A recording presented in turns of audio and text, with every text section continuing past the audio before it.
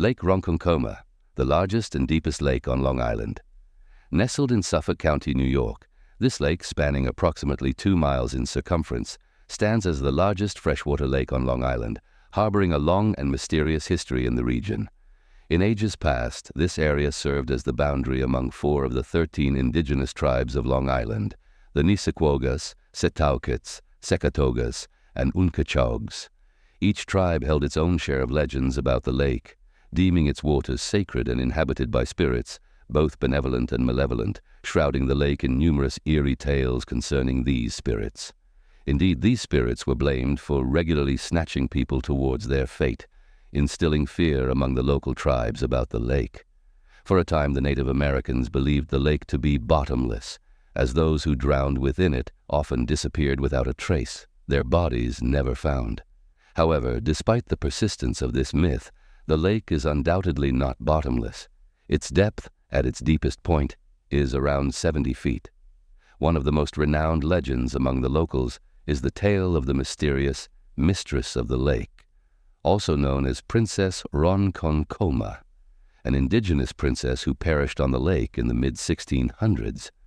According to one version of the story, she once walked on the frozen lake during winter and encountered an English lumberjack named Hugh Birdsall, who lived on the opposite shore of the lake. They fell in love, but her father, the chief of the Setauket tribe, forbade their relationship. So for 7 years, she wrote letters on pieces of bark, rowed to the middle of the lake, and sent the letters across to Hugh. Then, after years of separation from her love, she rowed to the middle of the lake on a boat and took her own life. There are various versions of the legend, most of which conclude that the woman intentionally drowned herself.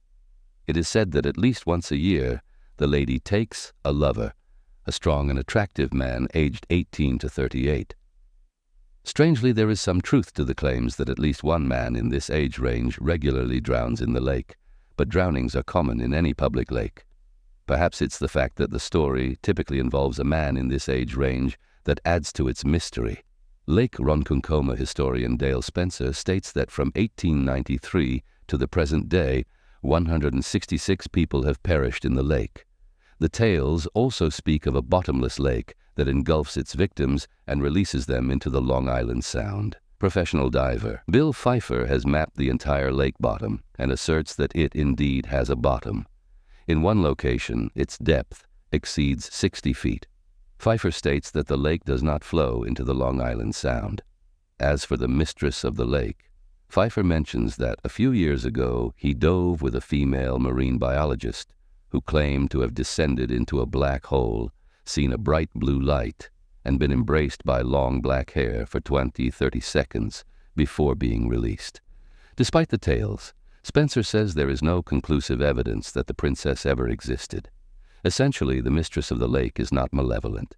She claims men out of love and need, not realizing that she is also condemning these men to death. Her loneliness overwhelms her, and she desperately reaches out to these men.